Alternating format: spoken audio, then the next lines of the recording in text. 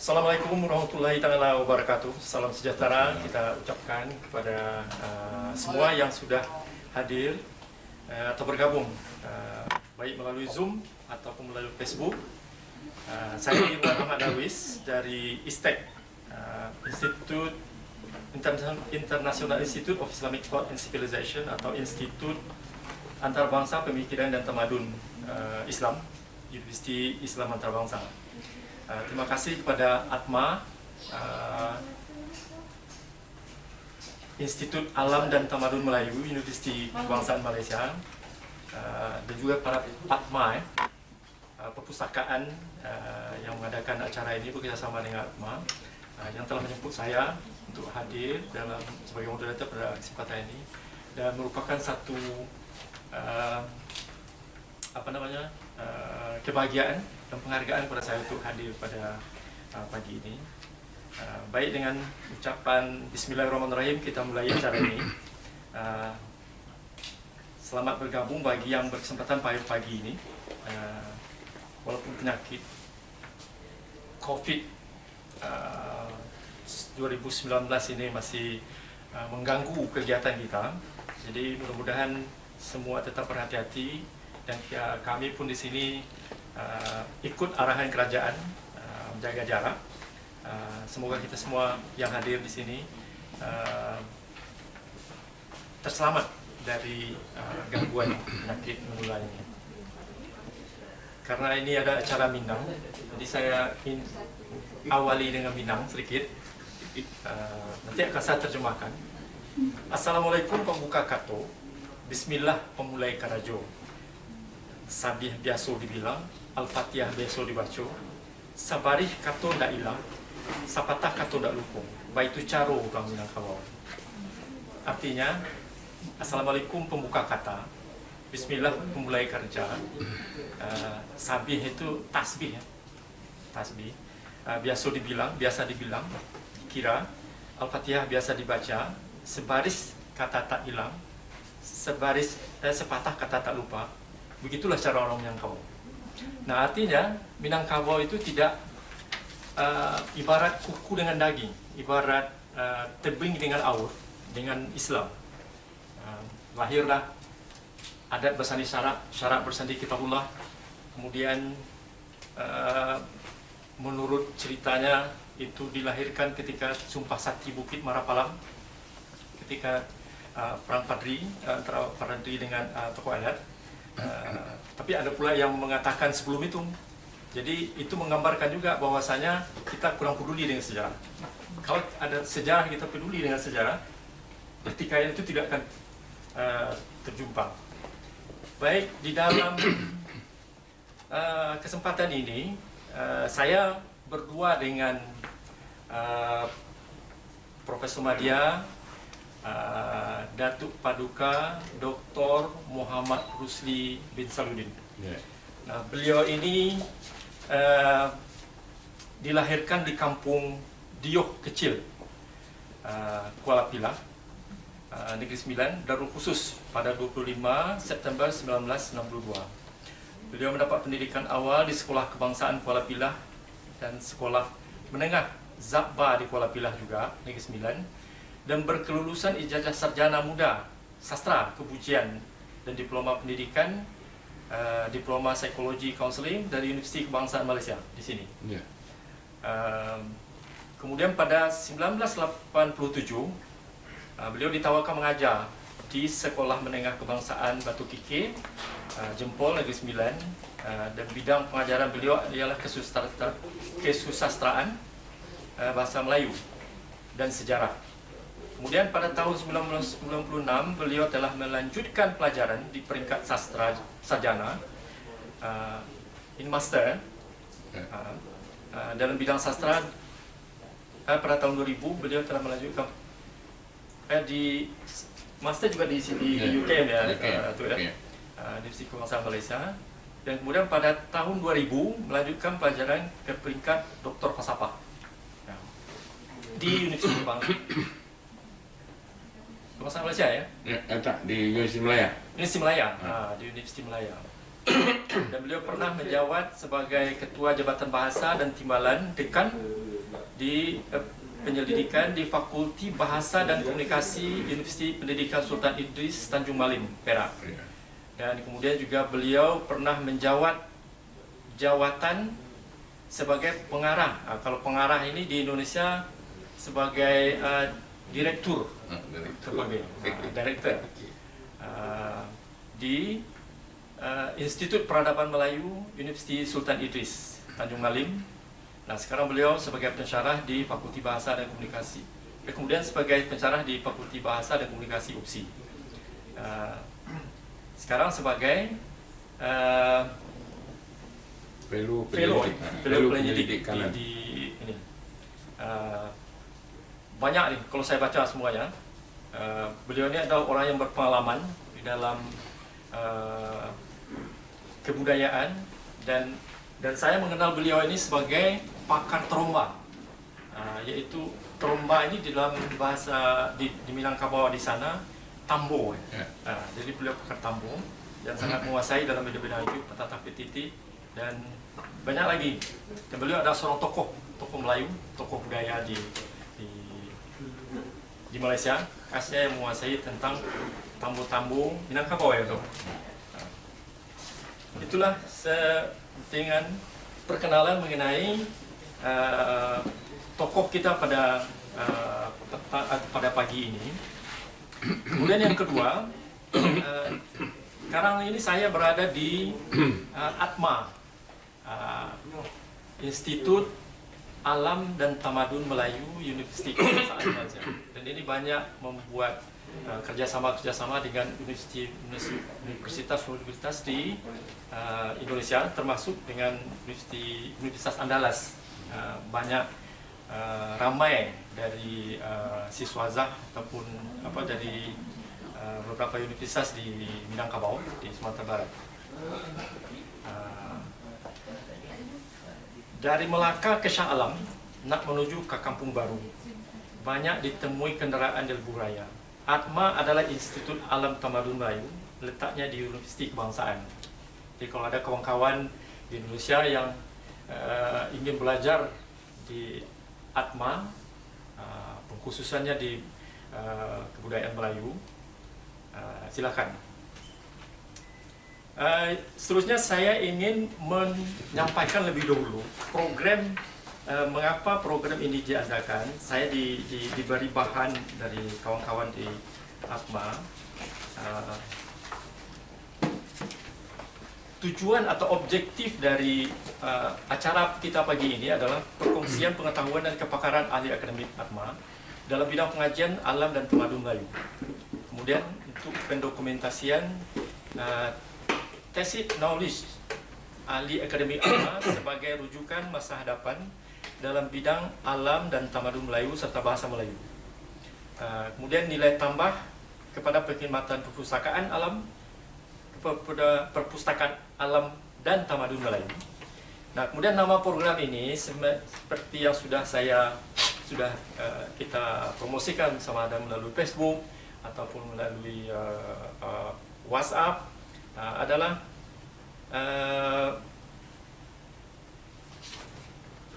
isu-isu dalam adat perpati dan jalan penyelesaiannya.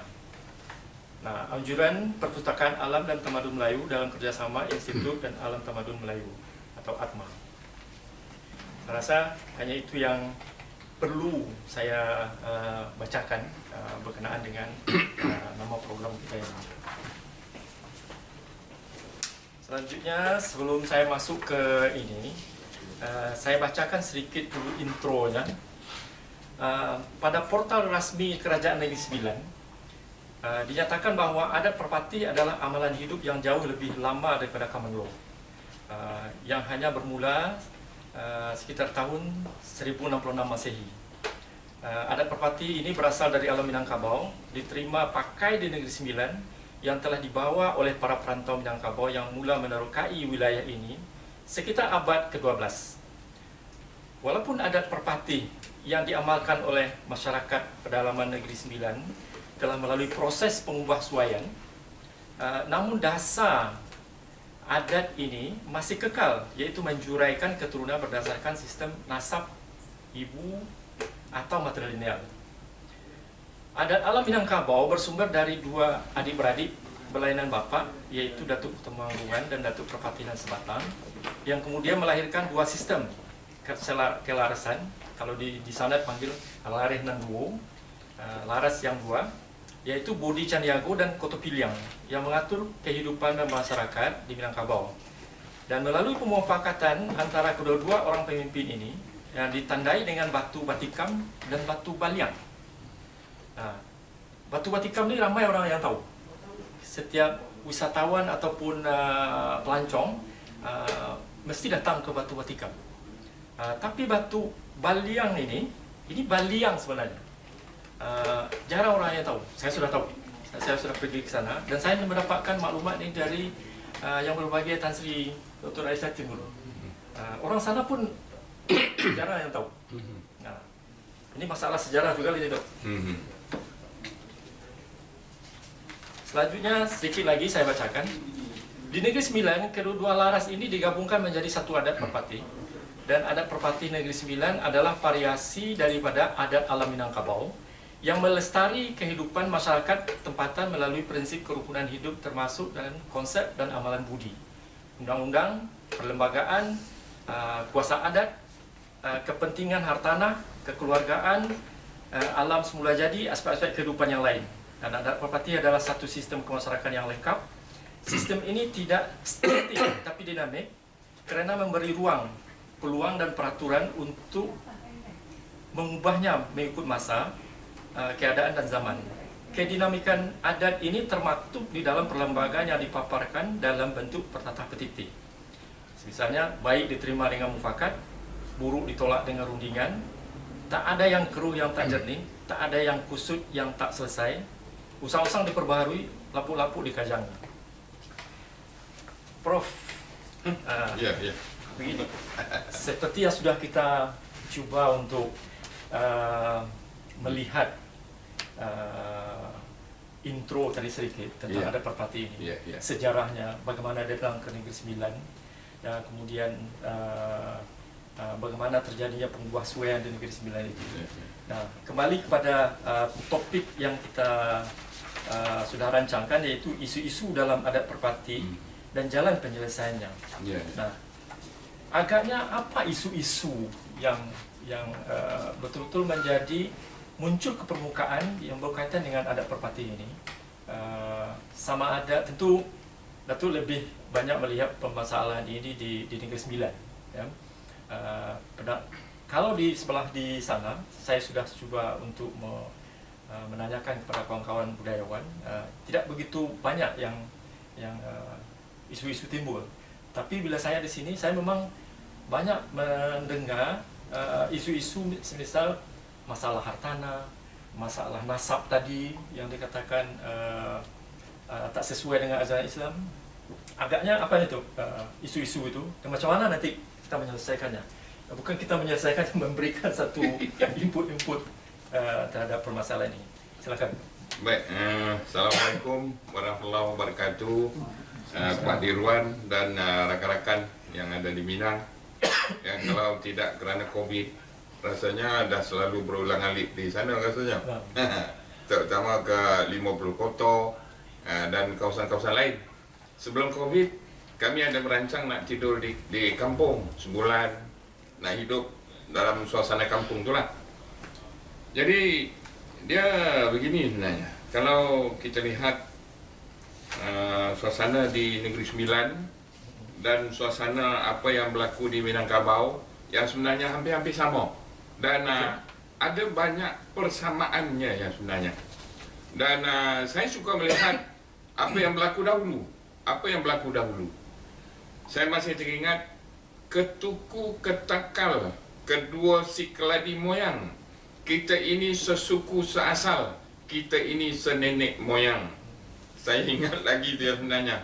Dan kalau ada usaha-usaha untuk nak merubah benda ni, sebab benda itu adalah sejarah. Ya, benda itu adalah sejarah. Saya selalu cakap di mana-mana, ibaratkan kalau saya mengambil bunga daripada rumah jiran sebelah. Di rumah jiran sebelah, Saya bawa balik bunga tu, saya tanam, gunakan pasu saya sendiri, tanah saya sendiri, baja sendiri. Saya cantikkan bunga itu dan saya boleh katakan itu bunga saya. Tetapi bunga itu saya ambil atas budi bahasa jiran di sebelah. Begitu juga kalau kita lihat adat Minangkabau itu sendiri yang datangnya daripada Bodi, Caniago, Koto, Piliang. Bila datang ke Negeri Sembilan, datang daripada banyak arah. Daripada banyak arah.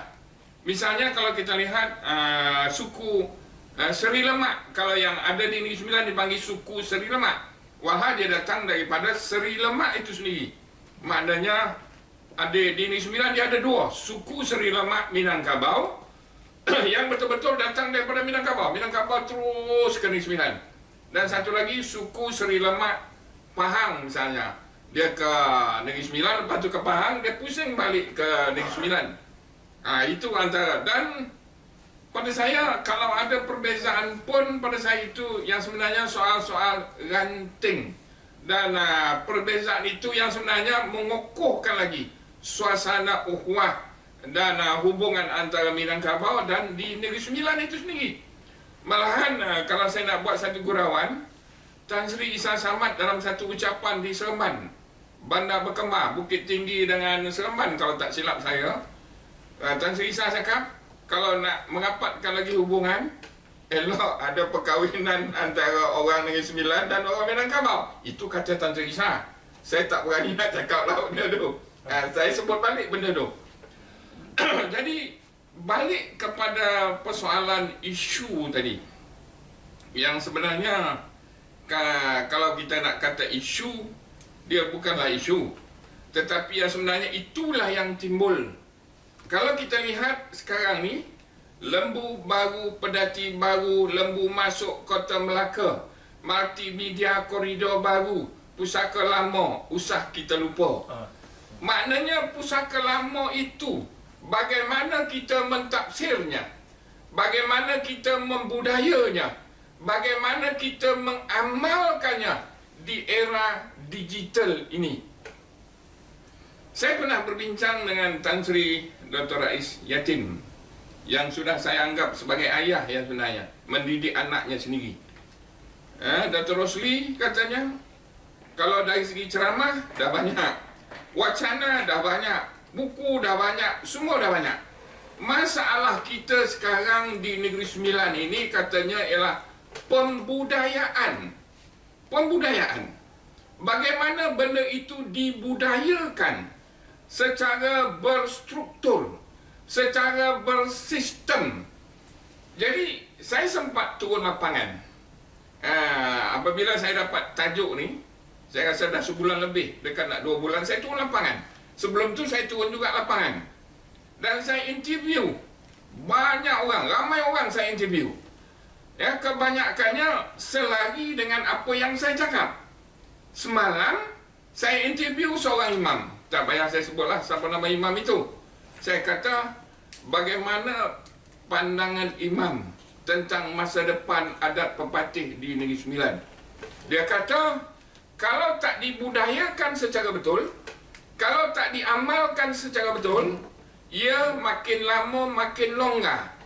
Ya, dia makin lama makin diketepikan. Itu yang dicakapnya. Dan banyaklah isu-isu yang disebutnya. Ya, misalnya kahwin satu suku. Kalau di Negeri Sembilan tidak dibenarkan kahwin satu suku. Kahwin satu suku itu diibaratkan sebagai, bukan ibarat, dah anggap saudara ya sebenarnya. Ya, jadi tak dibolehkan. Tapi hari ini di tempatnya kahwin satu suku itu sudah menjadi kebiasaan. Sudah tidak ada diadatkan balik, dibetulkan balik keadaan-keadaan itu. Dan kemudian kalau menurutnya adat tersebut tidak dibudayakan kepada generasi muda. Tak dibudayakan. Jadi maknanya tidak ada satu suasana, ya, tahu nang kecil pada nang besar, tahu nang besar pada nang dulu-dulu, tahu nang dulu-dulu pada nenek moyang. Dah tak ada lagi. Sudah agak longgar. Kalau ada, ianya bertumpuk-tumpuk maksudnya dalam suasana yang tertentu. Misalnya ada kenduri sikit, barulah nak bercakap soal adat, ya, barulah nak bercakap soal budaya. Dan kemudian saya interview beberapa orang lagi. Contoh katanya, adat menjemput pengantin sudah tidak ada lagi. Adat menjemput pengantin. Kalau di Negeri Sembilan, kalau macam saya berkahwin, sebelum saya pergi menikah di rumah isteri saya, bakal isteri saya akan dijemput oleh orang semenda di sebelah isteri, akan dijemput. Dan ada upacaranya. Ini bukan menyusahkan, ini nak menunjukkan betapa tingginya adab, betapa tingginya sopan. Orang semenda itu dianggap tinggi dalam kedudukan adat pepatih. Saya pergi ke 50 kota. Ya, saya teringat ada beberapa orang, Datuk adat sana berkata, kalau nak cantik dalam sesuatu institusi adat di tempat tersebut, atas dasar kerjasama orang semenda. Itu penyatuan orang semenda itu sendiri untuk mengangkat adat yang ada di situ. Itu yang dikatakan berlopak-lopak bak sawah, beruang-ruang bak durian, berumpuk seorang satu. Umpuk orang jangan diambil, umpuk sendiri jangan diserahkan. Itu yang dapat saya lihat. Dan kemudian dalam situasi yang lain, saya interview lagi beberapa orang. Antara isu yang timbul di situ, tanah-tanah adat sudah terbiak. Saya minta ampun, saya minta maaf, saya bukan nak membuka pekung di dada. Tetapi sistem adat di Negeri Sembilan itu sudah kokoh. Sudah ada dasarnya. Sudah dibuat secara betul. Tetapi apa yang saya sebut ini ialah sebagai penambahbaikan. Kata responden yang saya interview, ya, tanah adat sudah tidak dikerjakan. Ya, kebanyakan tanah adat sudah disewa kepada penanam padi daripada luar. Kemudian tanah adat di kampung-kampung sudah diusahakan oleh orang Rohingya, orang Bangladesh, orang Burma, orang Melayu yang mengusahakan boleh dibilang dengan jari. Jadi apabila tidak diusahakan, bagaimana sistem adat pepatih itu boleh berlangsung dengan baik? Sebab sistem bulat air tegah dek gopong, bulat kata tegah dek pakat, berlangsung daripada sawah padi. Ya, musyawarah tu. Ya, bersatu teguh, bercerai roboh. Di situ. Bila sudah tidak ada sistem padi, sistem kerjasama sudah tidak ada. Ya, tuan-tuan dan puan-puan. Ini saya fikir masalah. Padahal benda tersebut bukan masalah besar sangat. Kalau kepimpinan adat tahu apa yang telah dibuat oleh kerajaan. Bantuan-bantuan pagar, benih, lepas tu baja, ya, lepas tu ada dana-dana yang tertentu. Banyak di Jabatan Pertanian. Kenapa kepimpinan tidak melihat benda ini? Sebab itulah kena musyawarah dalam suku, dalam adat, meneliti siapakah anak-anak buah golongan muda yang belum bekerja, mohon pada pihak kerajaan, lepas tu digunakan tanah-tanah adat yang ada, ya, dikerjakan secara skala yang besar. Dan kemudian boleh juga dibuat secara koperasi. Maknanya kita mengeluarkan barang dan kita menjual benda itu kepada golongan suku kita dan kita jual juga kepada orang lain. Jadi dari sudut ekonomi, kalau dari sudut ekonomi ini tidak diperkokohkan, jadi kita akan jadi meminta-minta. Kalau kerajaan tak bagi, benda ini tak berjalan. Syukur Alhamdulillah, kerajaan negeri menyediakan dana yang cukup besar dalam soal adat di Negeri Sembilan. Term yang pertama dulu, kalau tak silap saya, 500,000. Term yang kedua sekarang 500,000. Datuk, Ya. sebelum masuk ke Ya. yang kedua tadi, saya membaca dari penjelasan Datuk tadi, bahwasanya masalah tanah yang terbiar yang sekarang sudah diusahakan oleh bangsa yang lain, Ya. sudah ada penyelesaiannya sudah disampaikan tadi. Ya. Bagaimana pula dengan pembudayaan seperti yang disampaikan oleh Tan Sri Rais Yatim itu, macam mana penyelesaiannya? Baik, dari segi pembudayaan adat itu sendiri, kita ketandusan bahan dalam bentuk buku, dalam bentuk digital. Sebab itu terima kasih kepada pengarah Patma mengambil daya usaha, ya, benda-benda yang macam ini dijadikan satu rakaman, ya, sebab bahan-bahan ini dijadikan rujukan. Kalau di Atma ada satu ruangan portal yang ada kaitan dengan adat pepati ini. Benda-benda ini perlu kita war-warkan. Kalau kita tak war-warkan benda ini, susah yang sebenarnya. Dan kemudian bahan-bahan yang seperti ini perlu diamalkan, perlu dijelaskan. Jadi tuan-tuan dan puan-puan, ya, saya bukan nak kata Minangkabau okey, Negeri Sembilan tak okey, tetapi kita ini satu rumpun. Kalau perlu kita kena kembali kepada penstrukturan. Maknanya ada satu lembaga kerapatan adat Negeri Sembilan itu sendiri. Dan saya faham. Dan saya minta ampun, saya minta maaf yang sebenarnya. Kita sudah ada Dewan Keadilan dan Undang. Itu kita tidak boleh ganggu. Itu wajib benda itu. Dan kita perlu ada satu badan. Dan saya tahu Museum Seremban sudah buat kerja yang cukup baik. Tetapi kita perlu strukturkan dengan betul. Ada penyelidiknya, ada pegawai-pegawainya, dan ada sistem yang cukup cantik dalam tu. Bagaimana nak menyebarluaskan bahan itu. Dan kemudian Lembaga Kerapatan Adat Negeri Sembilan ini sebagai satu badan membekalkan bahan. Dia tidak boleh turut campur dalam adat istiadat di Negeri Sembilan. Ini saya nak jelaskan betul-betul. Jangan diviralkan nanti kata Datuk Rosli dah cuba nak memberi satu fahaman baru. Bukan. Saya faham. Kita ada Dewan Keadilan dan Undang. Dan setiap luar dia ada penghulunya, dia ada datuk lembaganya. Saya faham. Sangat faham. Kita tidak ganggu tu.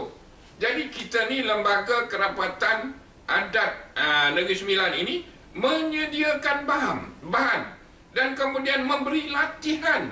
Ada kursus-kursusnya, peringkat sijil, kalau boleh peringkat diploma, peringkat ijazah pertama, master, PhD. Jadi semuanya ada.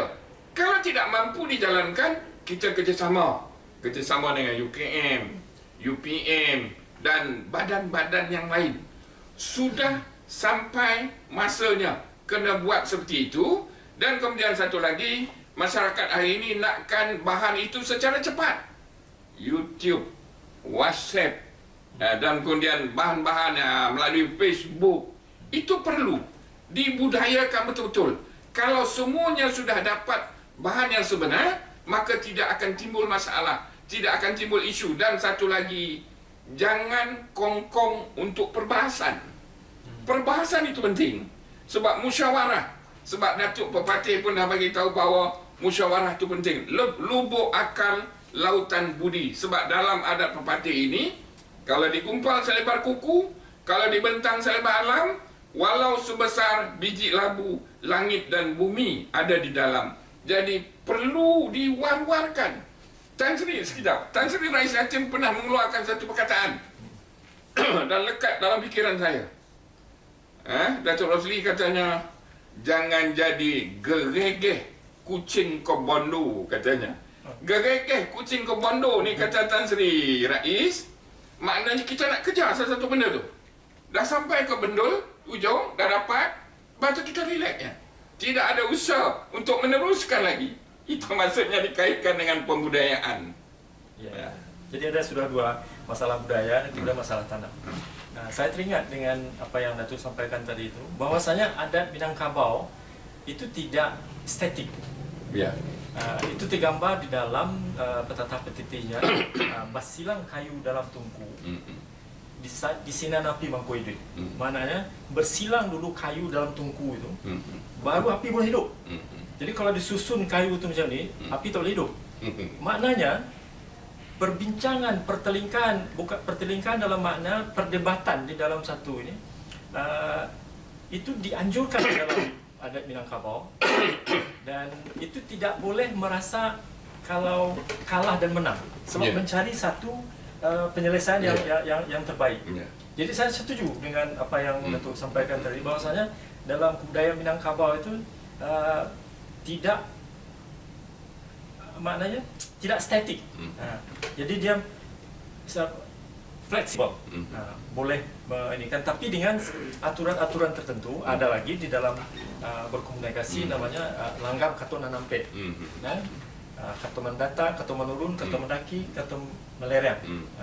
Mendata itu kalau kita bercakap dengan orang yang seusia, kemudian mendaki kepada orang yang lebih tua, menurun kepada orang yang lebih muda, dan kemudian melereng itu bahasa yang kiasan, yang tak boleh kita sampaikan kepada bos, kepada siapa, tapi kita sampaikan ini. Dan kiasan ini di dalam bahasa, di dalam Minangkabau yang saya tahu saya adalah bahasa-bahasa yang bila disampaikan orang tak tersinggung, dia boleh menerima. Baik Tok, silakan. Selanjutnya apa lagi kira-kira isu selain tadi kebudayaan, kemudian tanah? Nanti saya juga akan share macam mana di Minangkabau sana. Okey. Jadi saya nak sambung lagi sebenarnya. Saya sudah pasti habis saja program ini, ramai yang pro dan ramai yang kontra, terutama di Negeri Sembilan. Ya, mau tak mau saya terpaksa sampaikan. Kalau di Negeri Sembilan sudah disepakati, ya, terutama zaman Profesor Nur Halil Ibrahim, zaman Tan Sri Saman Idris, bahawa adat di Negeri Sembilan ni ada 3 katanya. Adat Minangkabau, lepas tu adat orang asal, dan satu lagi adat Siak. Ada 3 digabung jalinkan, maka itulah berlaku yang diamalkan di Negeri Sembilan. Okey.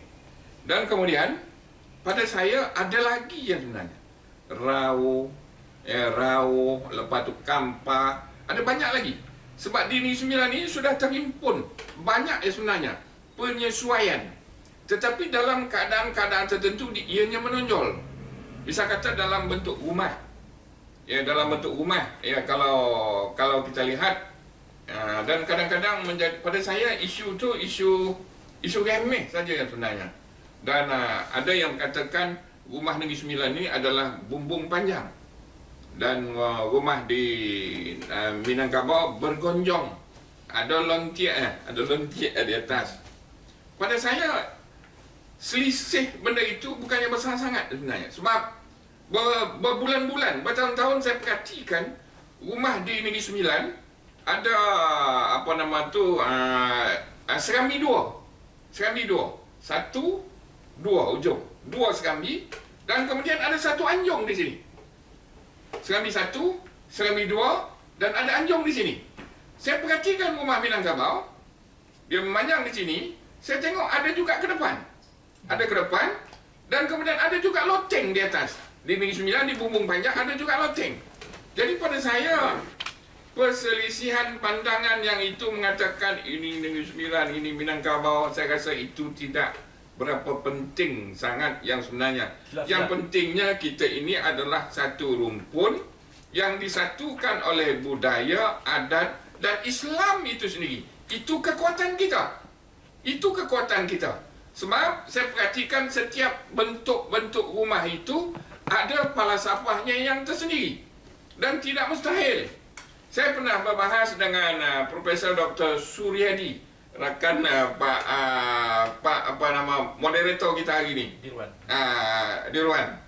Dia pernah berbahas di Universiti Malaya, menceritakan tentang Minang ini sebenarnya. Minangkabau, beliau sendiri berpandangan apabila keluar daripada Minangkabau berhijrah sampai ke satu tempat, akhirnya sampai ke Negeri Sembilan. Orang Negeri Sembilan ini memang agak terbuka untuk menyesuaikan diri dengan keadaan setempat. Itu yang berlaku di Negeri Sembilan itu sendiri. Berlaku penyesuaian. Kadang-kadang sudah tak nampak logat Minangnya kadang-kadang ya sebenarnya. Itu hebatnya Minang dan Negeri Sembilan menyesuaikan. Tapi di era digital ini itu dianggapkan benda yang ranting itu yang dibahaskan, yang kadang-kadang didebatkan sehingga hangat. Tak perlu ya sebenarnya. Kalau dibawakan ke agama, masalah khilafiah. Ranting saja sebenarnya. Dan pada saya benda ini ada banyak kebaikan, dan benda inilah yang menjadi kokohnya kita untuk naik ke atas. Sebab pada saya adat pepatih ini ibaratkan sebatang pokok. Ada akarnya, ada batangnya, ada rantingnya, ada daunnya, dan kemudian ada pucuknya. Pucuk itu adalah syarat. Yang lain tu kita boleh ibaratkan macam-macam, pemimpin dan berbagai-bagai lagi. Maknanya kita jangan lari daripada syarat, dan kita jangan lari daripada adat dan budaya yang sebenar. Jadi ianya akan terus berkembang dan berkembang. Satu lagi saya nak cerita bahawa saya pernah ke Minang. Saya mengikuti kelas tingkat rendah dan tingkat tinggi. Dia ada satu subjek yang dipanggil budaya alam Minangkabau. Dia ajar betul. Di Negeri Sembilan sudah sampai masanya benda ini satu nilai tambah yang cukup bernilai tinggi. Saya bukan kata Negeri Sembilan tak ada benda ni. Ada. Dalam bahasa Melayu, dalam sejarah, kerja-kerja khusus. Tapi yang itu biarkan berjalan. Tetapi kita perlu wujudkan satu subjek di Negeri Sembilan yang ada kaitan dengan adat pepatih. Sebab adat pepatih itu cukup hebat nilai-nilainya. Penakik pisau sigaut, ambil galah batang lincambung. Solodang jadikan hiu, ainang setitik jadikan laut, tananan skopa jadikan gunung, alam terkombang jadikan guru. Jadi ini sangat mustahak. Kita wujudkan, sampai masanya kita wajibkan di sekolah-sekolah. Bukan wajib lulus. Mungkin itu perlu dipelajari. Sangat perlu ya sebenarnya. Saya fikir bukan isu, tetapi hampir nak ke isu lah agaknya. Dan ini pun sudah dibuat. Sudah dibuat oleh museum. Sudah dibuat oleh beberapa badan-badan yang lain. Misalnya, museum sudah ada modulnya. Dan benda ini perlu diperkokohkan lagi. Dan perlu dibincang dengan Kementerian Pendidikan, Jabatan Pendidikan, dan kalau di Institut Perguruan Raja Melewah Seremban, saya perhatikan sudah ada portal adat pepatih sedunia katanya. Dan saya dah pergi tengok. Cukup cantik dan cukup bagus benda-benda macam ni. Jadi maknanya semua pihak berperanan untuk mengenengahkan benda-benda yang macam ni. Tidak perlu kita bertelingkah soal ganting yang macam kita sebut tadi yang sebenarnya. Kalau tak ada COVID ni, Pak Dirwan, sudah belayar ke sana sebenarnya. Mencari bahan dan macam-macam lagi. Sebenarnya dari hubungan, saya melihat sebab saya Malaysia Indonesia macam isteri pertama, isteri kedua. Tapi tak ada isteri. Ibaratnya seperti itu. Jadi saya mempunyai dua negara yang tak asing bagi saya. Wabil khusus dengan Negeri Sembilan dan Minangkabau di sana. Minangkabau di sana kita panggil ranah. Di luar ranah itu kita panggil rantau. Jadi rantau Minang di Negeri Sembilan, rantau Minang di Pahang. Bagi kawan-kawan di Indonesia, Minangkabau di Indonesia, bahwa Minangkabau ini bukan di Negeri Sembilan saja. Ada di Pulau Pinang, ada di Pahang, ada di Perak, di Melaka. Tapi yang paling ramai penduduknya, paling banyak penduduk itu adalah di Negeri Sembilan. Nah, yang saya ingin kongsikan di sini bahwa kalau pakai perkataan kami di Minang, di ranah sana, itu merasa ada keterikatan batin dengan Dunsana atau saudara-saudara kita di Negeri Sembilan. Kalau ada sesuatu yang apa namanya kebaikan ataupun yang menonjol misalnya di Negeri Sembilan, misalnya kata seperti siapa namanya Datuk astronot kita ini, yang Muzaffar, yang dikatakan berdari Minangkabau. Beliau pun menyampaikan itu.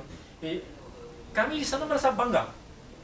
Maknanya apa yang terjadi di Negeri Sembilan bagi di Minangkabau ranah sana, ini juga saya tanya kepada kawan-kawan, kami bangga dengan adanya orang di sana. Tapi selama ini saya tengok sama ada Indonesia, dalam konteks Indonesia ataupun Indonesia, kawan-kawan di sini tak memahami, tak mengetahui perkembangan di sana. Kalau dibawakan kepada skop yang lebih kecil, kawan-kawan di Negeri Sembilan juga tak memahami, tak mengikuti perkembangan di ranah Minang di sana. Nah, bagaimana ini boleh kita pertahukan? Seperti misalnya kalau ada permasalahan di sini berkenaan ada perpati misalnya. Karena asalnya seperti yang sudah saya bacakan tadi dari portal Kerajaan Negeri Sembilan, asalnya memang dari sana ada perpati itu, tapi tak ramai saya tengok kawan-kawan di sini. Mungkin Datuk salah sebagian kecil lah yang datang ke sana. Setelah datang ke sana, pengalaman Datuk sendiri kan melihat ada perkembangan-perkembangan, ada input-input atau masukan-masukan yang boleh memperkaya macam mana di sini. Kenapa tidak di sana tidak ada masalah? Kenapa di sini ada masalah? Misalnya kata. Macam mana Datuk melihat hubungan ini? Saya fikir hubungan ini perlu kita teruskan lagi ya sebenarnya. Dan saya pernah bersembang dengan kawan-kawan.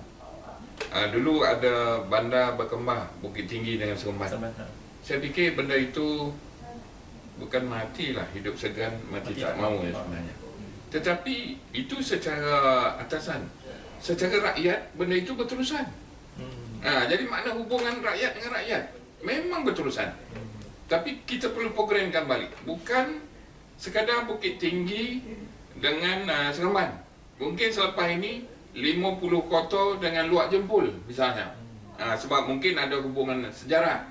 Mungkin di Rembau misalnya dengan luak-luak yang lain, kabupaten yang lain misalnya. Jadi saya fikir benda-benda yang seperti itu perlu diperluaskan. Dan kemudian satu lagi, COVID ini ada banyak rahmatnya. Sistem-sistem yang seperti ini online, Zoom dan Google Meet dan macam-macam, perlu kita perbanyakkan lagi untuk kita berhubung di peringkat perpustakaan, di peringkat kerajaan, di peringkat badan-badan yang tertentu, institusi pengajian tinggi. Jadi seperti kita dah janji di peringkat awal tadi, dialog itu, perbahasan itu. Kalau kita sudah berdialog, kalau kita sudah berbahas, kalau kita sudah bersemuka begini, kalau COVID tak ada kita berhadapan, saya fikir tidak ada masalah ya sebenarnya. Yang masalah ini apabila tak kenal maka tak cinta. Itu dia. Itu dia ya sebenarnya. Ya, angkut terbang ke langit menjadi kain. Akhirnya nanti walau terlangkup bumi dan langit, kasih takkan berubah pada yang lain. Betul. Jadi kawan-kawan di luar sana, apa yang sudah kita dengar dari Datuk Rosli Saludin tadi, bahwasanya perlu mendekatkan lagi hubungan kita antara ranah Minangkabau dengan rantau sama ada Negeri Sembilan dan lain-lain. Apalagi sekarang ini kita sudah mempunyai platform Facebook, WhatsApp dan YouTube dan lain-lain, itu mesti ini ditingkatkan lagi untuk mempereratkan hubungan. Jadi saya melihat dari satu sisi lagi itu seperti yang selalu kita bincangkan, kita sangat lemah di dalam memahami sejarah, bukan mengetahui sejarah saja. Orang ramai yang tahu sejarah, tapi ramai yang tak paham sejarah. Pada saya, orang yang tahu sejarah dengan orang yang paham sejarah itu berbeza. Bila orang yang paham sejarah, dia merasa ada rasa kekhawatiran. Bisa kata macam mana nanti anak cucu saya? Mengapa ini ada perbezaan pandangan misalnya antara ranah dengan rantau di Minangkabau misalnya. Dan perkara tidak kurangnya perhatian orang Melayu secara amnya, termasuk kita orang Minangkabau di dalam bangsa Melayu ini, memang belakangan ini, bukan belakangan ini, saya melakukan kajian semenjak zaman penjajahan dulu, kurang meminati sejarah. Ada yang tahu sejarah tapi tidak paham. Sebagai contohnya, Profesor Kokaikin daripada Universiti Malaya pernah menyampaikan pada 2017, arwah bahwasanya dia kata dulu yang masuk ke jurusan sejarah di Universiti Malaya itu beratus sampai 500 masuk. Sekarang ini dia kata, sekarang maknanya 2017 dia kata tidak sampai 20 orang, 18 orang saja.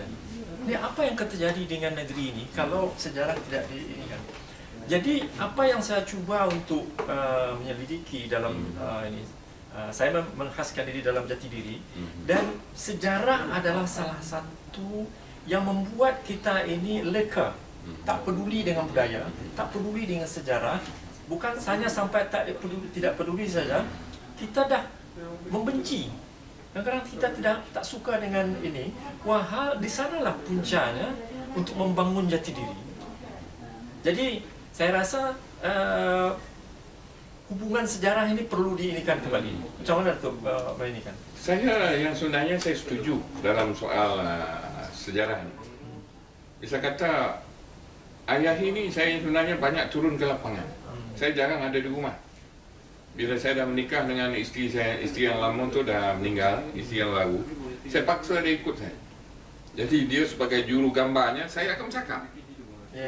Saya akan bercakap. Dan kemudian, contoh, baru-baru ni saya turun ke luak Pasir Besar. Pasir Besar. Pasir Besar ini adalah satu luak yang tertua di Negeri Sembilan. Saya masuk di situ. Saya masuk, bukan saya perhatikan daripada jauh. Saya pergi ke rumah sekolahan, ada kedai di sebelah depan. Kebetulan saya berpeluang menemu ramah isteri kepada Tok Batin, Tok Batin asal. Bila sebut saja Tok Batin, orang ingat itu adalah orang asli.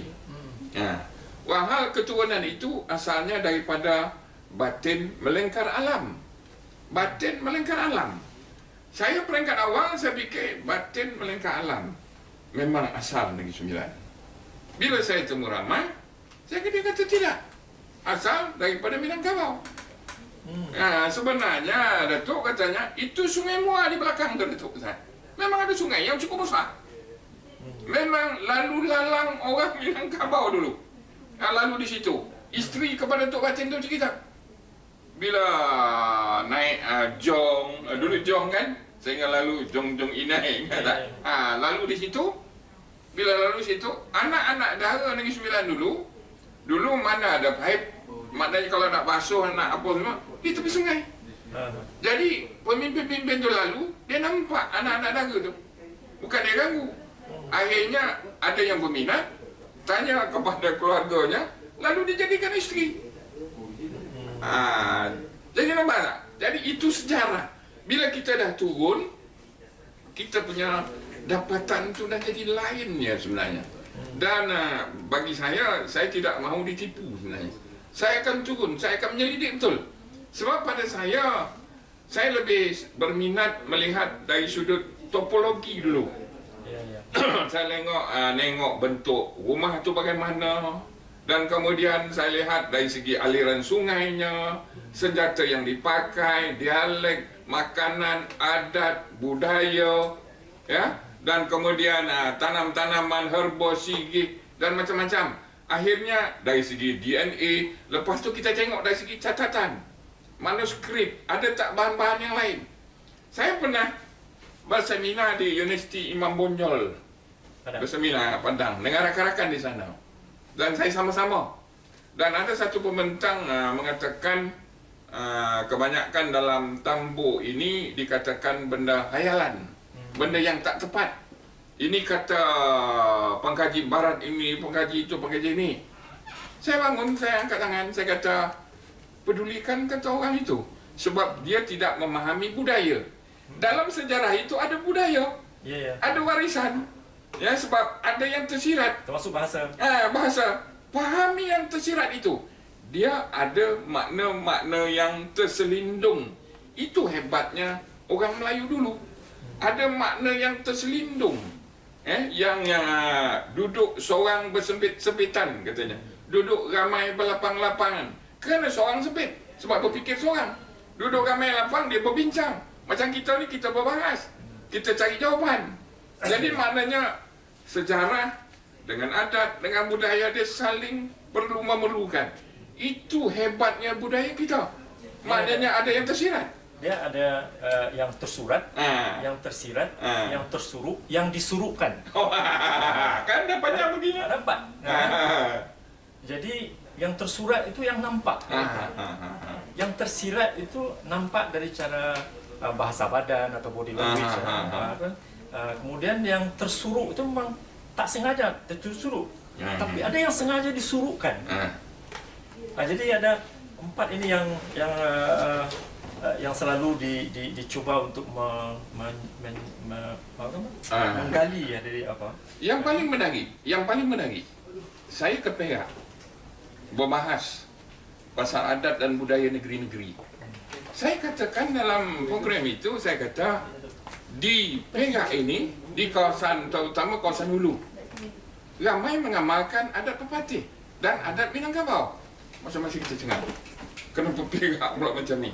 Sebab di sini sudah lama tersebarnya ada satu manuskrip purba, manuskrip purba alam Minangkabau. Sudah ada dalam 150 halaman.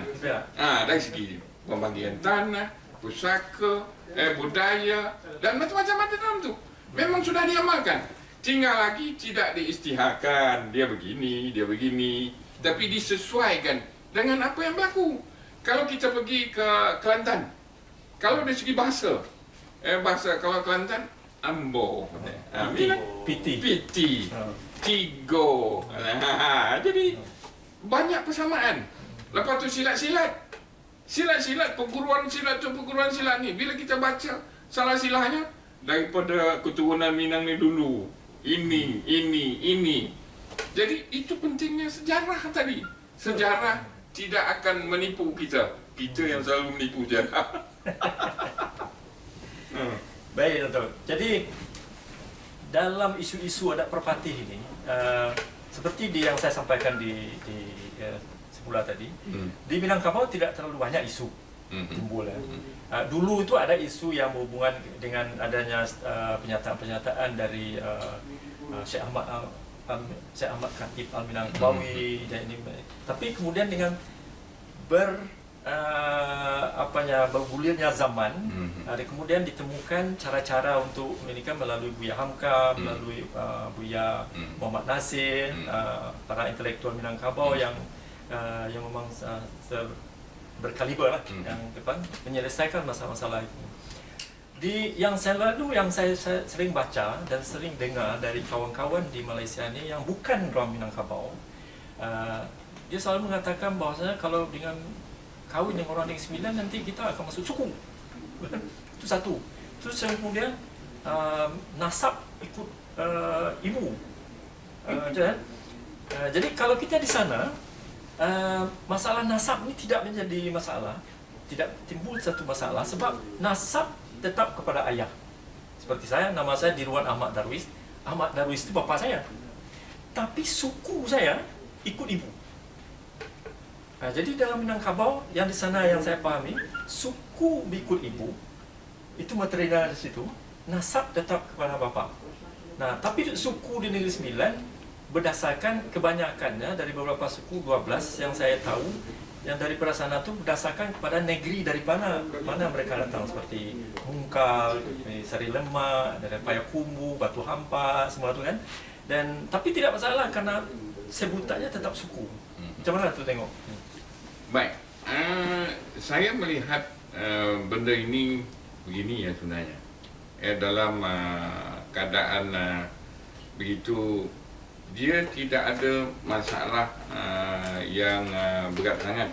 Kalau suku itu, pada saya dia bukan setakat 12. Pada saya pernah jumpa di rantau Siliau, ada satu suku anak kolang. Suku anak kolang. Dia ada bapaknya dan kemudian dan dia ada lembaganya. Dan dia masih lagi terus diamalkan. Dan kemudian saya melihat bahawa masalah itu tak adalah berat sangat. Tapi yang paling beratnya apabila tak disesuaikan dengan keadaan masa dan zaman. Dulu ada juga masalahnya, dan sekarang apabila tidak ada sistem itu, tidak diajar, tidak diketengahkan. Sebab apa yang saya faham, kalau diketengahkan pun, dia diketengahkan dalam situasi yang tertentu saja. Sebab itu saya katakan di peringkat awal tadi, dia perlu ada silibusnya, dia perlu ada jabatannya, dan kemudian dia ada pengajarannya. Maknanya di peringkat sekolah, perlu diajar sekolah rendah, sekolah menengah, Sehingga saya apabila saya menemu ramah beberapa orang yang luar yang tidak mengamalkan adat berparti, mereka mengatakan mereka takut kahwin dengan orang Negeri Sembilan, akan keluar selai sepinggang. Dan kemudian di situ saya kata pendidikan itu penting. Walhal dalam tambo atau torombo orang Negeri Sembilan dan Minangkabau, harta bawaan kembali. Saya bawa Proton Sagar, bawa balik. Harta dapatan tinggal, rumah adat dan apa bendanya tinggal. Carian bagi. Lepas tu kutu belah, suarang beragik. Dan kemudian kalau si Polan itu dah bina rumah tu hampir 1 juta, dan akan ada timbangannya. Dan kemudian ada bahagian anak-anak dan macam-macam. Dan kadang-kadang ada si suami yang tak nak bawa balik harta tu, diagihkan kepada anaknya supaya anaknya senang. Dia bawa sedikit saja untuk penerusan kehidupannya. Dan saya lihat benda ini tidak dijelaskan. Kalau dalam adat Negeri Sembilan dipanggil sebagai adat bersuarang, makna kaunseling, sehingga sampai satu tahap tidak berlaku penceraian. Dalam adat bersuarang ini juga, kalau berlaku pergeseran suami isteri, suami itu akhirnya akan dibawa oleh adik-beradik lelaki. Adik-beradik lelaki akan bawa duduk di rumahnya sampai satu tahap, akan berbincang, berdialog. Tak jadi nak bercerai ya sebenarnya. Dan satu lagi yang saya nak sebut, kalau dalam adat Negeri Sembilan, orang perempuan mewarisi harta pusaka tu. Dan harta tu tak boleh dipunyai oleh orang luar. Tetapi kalau dia sudah melabur sampai 100,000 di situ, akhir kalau nak putus, nak berpisah, ada timbangannya, ada perbincangannya. Dan kemudian saya misalnya, saya suku Seri Melenggang, datang daripada Simalanggang. Simalanggang. Kemudian saya ada tanah adat. Adik-beradik saya ada 7, perempuan 2, lelaki 5. Perempuan mewarisi harta, tetapi laki-laki mentadbir tanah tersebut. Laki-laki ada hak terhadap tanah itu, bukan mempunyai kuasa. Itu kuasa. Nak buat macam mana, nak buat begitu, nak buat begini. Ini yang tidak dijelaskan secara dalam adat pepatih itu sendiri. Maknanya pembudayaan itu. Ya, pembudayaan. Dan satu lagi, kalau di Minangkabau dipanggil Bundok Kanduong, perempuan yang tinggi kedudukan. Kalau di Negeri Sembilan dipanggil Ibu Soko. Kalau di Johor, Ibu Waris panggilnya. Jadi Ibu Soko ni ada kuasanya, besar kuasanya, selalu diajak berbincang. Dan benda-benda yang macam ni yang perlu kita jelaskan. Apabila tak dijelaskan yang tersuruh, akhirnya jangan kahwin dengan perempuan Negeri Sembilan, akan keluar selai sepinggang. Sebab itu ada adat menjemput pengantin. Adat menjemput pengantin ini menunjukkan lelaki itu ada adatnya, ada budayanya. Apabila nak berlaku, nak bercerai, akan dibudayakan juga, akan diadatkan, akan berbincang. Bukan ambil beg terus campak ke bawah. Itu yang saya kata di peringkat awal tadi, biar mati anak, jangan mati adat. Itu yang kata Tan Sri Dr. Rais Yatim, pembudayaan itu penting. Bila nak budayakan, kita perlu ada ilmu. Saya tahu selepas online ini akan ada pro dan kontra, tetapi saya bercakap berdasarkan penyelidikan. Apa yang saya nampak, apa yang saya tengok. Beberapa orang daripada luar yang saya interview memang agak pesimis pada adat pepatih, sebab kita tak ada sistem untuk menerangkan pada mereka. Sebab itu sistem di sekolah itu penting, sangat penting. Dalam masyarakat Negeri Sembilan itu sendiri pun tidak ada satu sistem untuk menerangkan pada semua. Kadang-kadang ada jenis orang tua-tua, kau budak-budak turun bawah dulu, biar orang tua-tua selesaikan. Walhal budak-budak itulah yang perlu duduk supaya dia belajar, dia tahu. Jadi masalah balik pada pembudayaan tadi. Itu saya kata, nak kata isu itu tak isu, tetapi kerana tak dibudayakan, tak dijawatankan, tak disistemkan, saya fikir sudah sampai masanya adat ini, ya bukan kita nak ganggu Dewan Keadilan dan Undang, itu terus berjalan. Secara ilmiahnya ada satu badan menyelidik, mengkaji, mencetak, membekalkan bahan-bahan tu. Kalau ada masalah rujuk di situ. Apa yang berlaku di Tanah Minang, Lembaga Kerabatan Adat Alam Minangkabau itu sendiri. Jadi saya fikir tak ada masalah. Nama itu kita kena bersih. Ada satu perkataan di Minangkabau itu, baju dipakai usang, adat dipakai baru. Ini pembudayaan. Sebab adat itu kalau selalu dipraktekkan, dilakukan, dia akan sentiasa baru. Kemudian kalau baju, usang. Kemudian ada satu lagi isu yang saya melihat, ini mungkin isu lebih bersifat umum, tapi dalam konteks ini kita melihat kepada generasi Minangkabau, apalagi dengan zaman digital, dengan maklumat atau informasi sekarang sudah terlalu luas dan bebas, sehingga budi seperti apa yang disampaikan oleh Tan Sri Dr. Rais Yatin, budi sudah tidak menjadi satu hal yang perkara yang diutamakan lagi.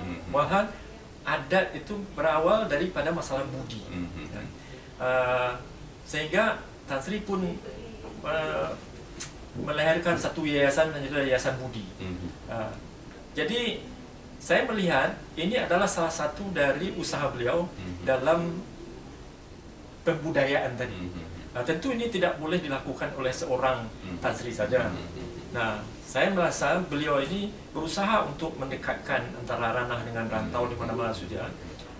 Kira-kira apa yang kita boleh lakukan antara Minang dan ranah dengan Minang di rantau dalam perkara ini, masalah budi dan lain-lain? Saya melihat di sini sebenarnya ada banyak benda yang kita boleh lakukan antara Minang dengan apa yang berlaku di sini. Dari segi ekonomi, dari segi adat dan dari segi budayanya. Dan saya masih teringat kita kena pentingkan Tunku Tiga Sejerangan. Maknanya ada tiga pihak, pemimpin, agama, cerdik pandai. Tiga tiang kita kena pegang. Dan kemudian saya ke 50 kota. Saya berbincang dengan Dr. Elis Marajo. Saya bincang. Bekas Bupati. Saya bincang dengan beliau. Dan beliau menekankan pada saya, kalau nak dikerjankan pemimpin, nak dinaikkan pemimpin. Kalau di Negeri Sembilan ada Bupati, bila dah naik, kemudian kena dikerjankan, kena diisytiharkan. Penubuhan kerajaan namanya. Saya perhatikan Dr. Alis lebih pintar dalam soal tu. Dia cepat menangkap apa yang saya sampaikan. Dia kata, Bapak Rosli, katanya, kalau nak kerjaan pemimpin ni, itu bukan tanggungjawab pemimpin itu.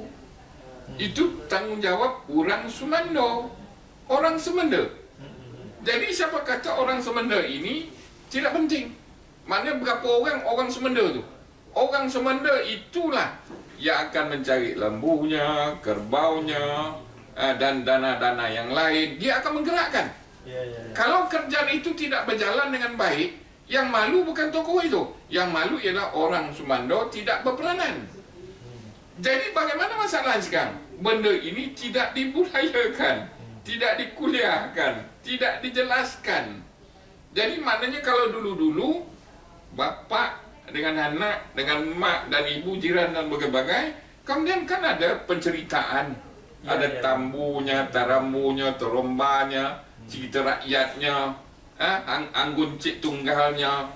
Jadi saya fikir kita kena kembali semula pada kaedah-kaedah lama dulu ya sebenarnya.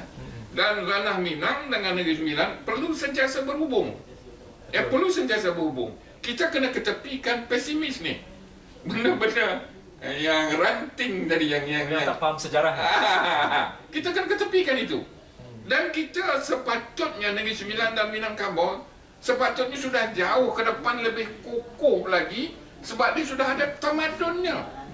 Saya masih ingat, kalau sesuatu bangsa itu sudah ada undang-undangnya, sudah ada sistemnya, itu satu bangsa yang bertamadun tinggi. Bukalah buku sejarah mana-mana pun.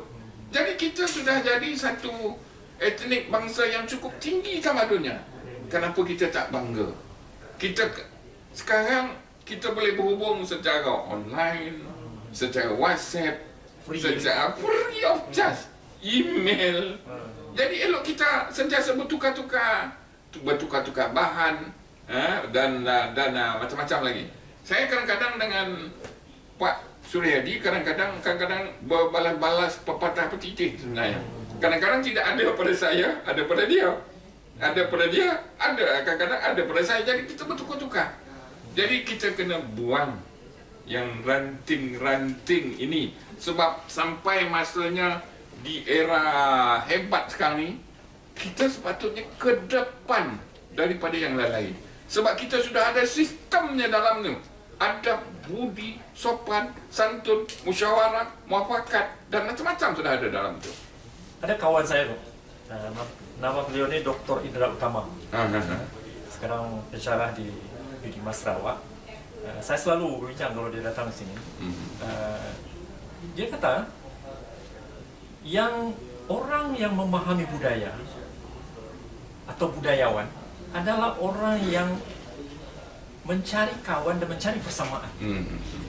Tetapi orang politik selalu mencari perbezaan. Jadi kalau ada budayawan yang melihat perbezaan, ini adalah budayawan yang sudah terpengaruh dengan cara berpikir orang politik. Sebab orang politik selalunya dia kata, di tengah perbezaan itulah dia hidup. Kadang-kadang dia mencari perbezaan itu tu, mencari isu-isu yang ini. Pada satu sisi saya setuju, gitu.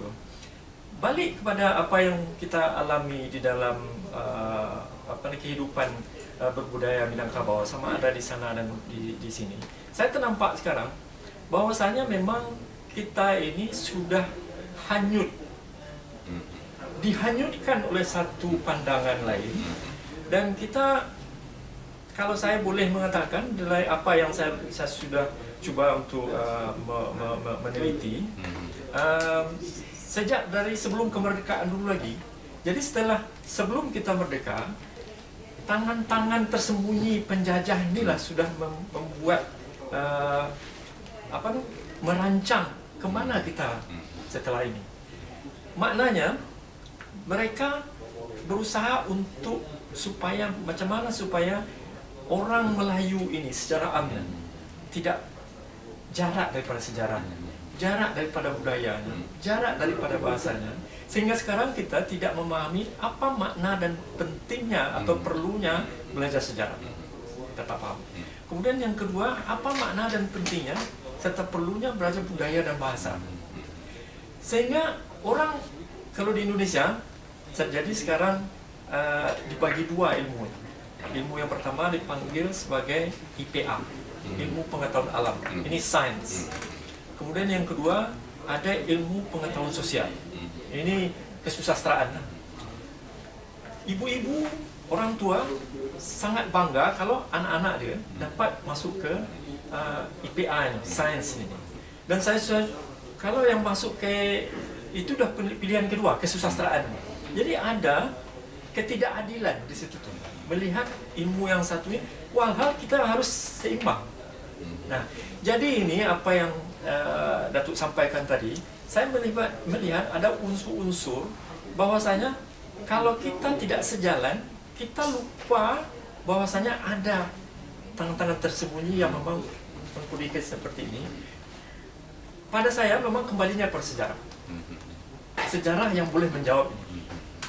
Jadi kalau tadi Tan Sri mengatakan budi kita sudah hilang, kebudayaan kita tidak berjalan karena kita tidak memahami sejarah. Macam mana untuk kenal tu? Baik, saya melihat di sini sebab tu Tan Sri masa dia menjadi menteri, dia mewujudkan satu dasar budi bahasa budaya kita. Masih ada termaktub dalam kerajaan. Ada kita. lagu dia. Ada lagunya. Kalau pergi ke Jelebu di tepi-tebing tu, budi. Apa hal budi saja? Sebab budi itu adalah asas kepada tamadun itu sendiri. Jadi yang sebenarnya perancangan penjajah memang licik. Sebab itu yang saya kata tadi, tungku 3 sejerangan, tali 3 sepilinan. Kalau kita putar satu tali, payah, 2 payah, dia 3 baru jadi. Jadi oleh sebab itu, sistem penjajah dulu kan dia membawa satu sistem baru. Kalau di tempat kami ada ketua kampung. Lepas tu ada JKK, MPKK katanya. Jadi saya tidak menolak sistem itu. Sebab itu kita kembali kepada sekali air bah, sekali pantai berubah. Jadi maknanya itu yang saya kata Tunku Tiga Sejerangan. Kita kena bawa ni kota kampung tu. Kota kampung tu kena bawa dalam sistem adat kita, agama kita kena bawa, dan kita sebagai ketua adat kena sesuaikan. Apa yang Datuk sampaikan ni, itu adalah Minangkabau bersedia menerima perubahan. Ya, kan? ya. Sekali kadang sekali terbiar berubah itu. Dan itu penting sebenarnya. Dan kalau kita dah boleh berubah, dan saya tidak fikir kita akan jadi satu bangsa yang duduk di belakang. Dan saya pernah bersembah. Saya minta maaf kalau dikatakan resis apa yang saya cakap. Masa saya duduk di Tanjung Balim dulu, dia kata ada peniaga buah orang-orang Cina. Tak bolehlah wano dia orang ni. Kalau saya jual buah apple 10 biji RM5, dia boleh jual 15 biji RM5. Kawan-kawan saya sudah tutup. Saya satu orang saja tinggal. Saya bukan nak cerita benda tu. Saya nak cerita betapa satu hatinya. Satu hati. Bersatu teguh, bercerai roboh. Bersatu, bertambah mutu, berbahasa menunjukkan bangsa. Hilang bahasa, adat dan budaya, tak tahulah apa nak kata. Itu saya sebut di peringkat awal. Kenapa kita tidak menyatu? Kenapa kita fikirkan batas-batas politik, sempadan negara? Yang sebenarnya yang menyatukan kita ialah budaya itu, adat itu, agama itu. Kita tidak berpecah. Jadi oleh sebab itulah, bila kita selongkar isu ni, kita kena kembali semula kepada yang asal. Itu yang saya kata, ketuku ketakal ketiga si keladi moyang kita ini sesuku seasal. Kita ini senenek moyang. Kita baca apa lah Kang? Dia kan balik ke situ juga. Mana pangkalnya? Mana asalnya? Mana usulnya? Asal, usul, asal awal. Jangan kita tinggalkan. Sejarah juga itu ya sebenarnya. Dan lagu mana pula? Teori manalah yang datang daripada barat? Demokrasi manalah? Dia akan balik kepada demokrasi adat yang kita bawa itu juga. Tetapi kita kena sesuaikan. Kadang-kadang kalau kita pergi ke Minangkabau ada dipanggil adat Selengkar Nagari katanya. Payakumbuh ada lain sikit, Simalanggang ada lain sikit. Jadi di Negeri Sembilan pun sama benda itu. Jadi kita perlu perkokohkan. Dan yang saya fikir baliklah yang sebenarnya kalau kita di Negeri Sembilan, ekonomi itu kena dikuatkan. Dan saya pernah berbincang dengan datuk-datuk 50 kotak, apa kata kita berdagang. Saya kata kita berdagang macam nenek moyang kita dulu. Datuk-datuk datang ke Negeri Sembilan, kita ambil pasnya itu ini, apa ada buah ke pakaian ke kitab ke itu ni, kita berdagang di sini. Lepas tu di sini pula kita berdagang di sana. Kita buat macam laluan dulu. Kalau dulu pakai sampan kecil, janganlah mati. Kita nanti ambillah yang kenderaan yang bagusnya, naik kapal terbang dan macam-macam. Dan kemudian apa kata kita muzakarah macam ini. Kita bahas, kita bincang, kita campak ego kita. Kalau benar benda itu kita benarkan. Kalau salah kita kata salah. Jangan ada benteng-benteng yang tertentu. Dan kemudian satu lagi, buku-buku yang macam ini misalnya. Apa kata kita menulis? Di sana ada 3-4 bahan, sini ada 3-4 bahan. Lepas tu kita cari siapa yang boleh terbitkan apa semua, kita keluarkan. Maknanya benda ini akan tersebar. Dan kemudian mungkin dalam bentuk digital, dalam bentuk macam-macam lagi ya sebenarnya. Dengan perkembangan zaman yang perkembangan zaman sekarang. Saya pernah mengusulkan kepada Bupati 50 Kota yang sekarang sudah hampir habis, tapi melalui orangnya supaya dibuat satu perjumpaan antara 50 kota ni khasnya. Sebab suku-suku yang di Negeri Sembilan ni ramai yang datang daripada 50 kota ini. Ada 9 ke 8. Lebih kurang macam itulah kan. Jadi mereka ini Batu Hampa dengan Batu Hampa. Orang Batu Hampa di sana dengan suku Batu Hampa di sini. orang Simalanggang di sana dengan orang suku Simalanggang di sini. Jadi ini satu nampak saya melihat ada satu peluang untuk yang pertama membangun rasa persatuan, rasa kekeluargaan. Sebab inilah asal dari sana. Dengan secara tidak langsung ini akan membangkitkan kembali sejarah. Dari situ nanti akan banyak idea-idea atau apa yang cadangan-cadangan baru yang boleh keluar dari situ. Selepas itu nanti baru kita ini kan dengan ekonomi. Jadi di dalam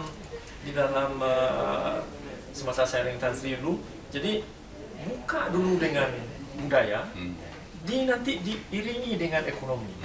Saya rasa ini boleh kita dengan kita mulai dengan di Negeri Sembilan ini. Memang betul, benda itu sudah secara benda itu dah berlangsung dulu sebenarnya.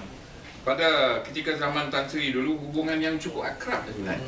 Dan sekarang pun berlangsung juga. Tetapi rakyat dengan rakyat. Kadang-kadang badan yang tertentu dengan badan yang tertentu. Sudah berlangsung. Itu saya kata tadi. Kita perlu ada satu jabatan sebenarnya. Saya tidak tahu jabatan apa. Mungkin lembaga kerapatan ke yang saya sebut. Mungkin UKM sebagai terajunya. Sebab kita pun sudah bermuzakarah dengan 50 kota. Dan hari itu kita dah sebut lembaga kerapatan penyelidikan adat Negeri Sembilan dan 50 kota. Dan benda itu pun sudah berjalan. Kalau kita tak berjalan secara pergi, kita berjalan secara online dan macam-macam. Dan kemudian saya pun dah ulang-alik juga di sana sebenarnya. Dan sudah ada perhubungan itu.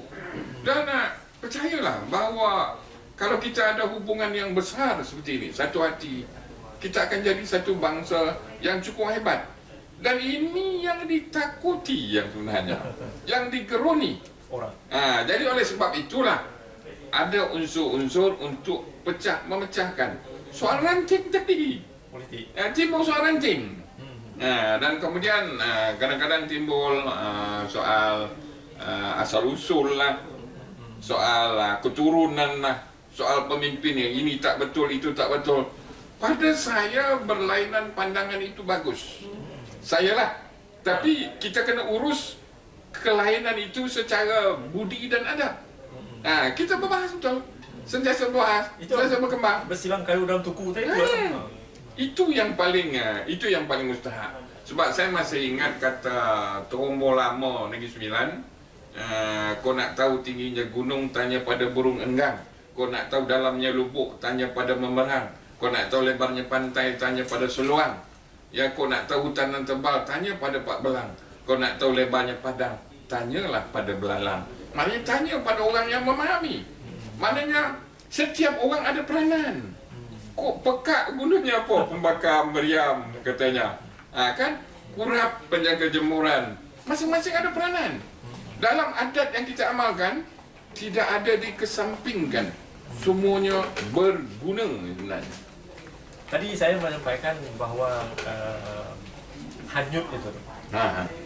Jadi di dalam kajian saya membagi orang Minang ini.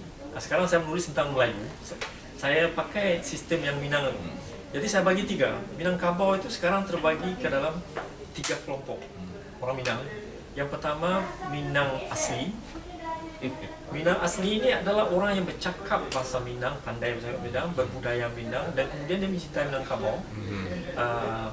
Kemudian yang kedua adalah Minang hanyut. Hanyut ini memang dia dah hanyut dengan budaya lain disebabkan terpengaruh oleh budaya barat. Kalau dalam logat kata hanyut, ini hanyut, Minang hanyut. Dan kemudian yang ketiga ni Minang karam. Karam ni memang sudah hilang, dah tak boleh inikan lagi. Jadi saya sebagai pribadi, saya pernah hanyut sebagai orang Minang.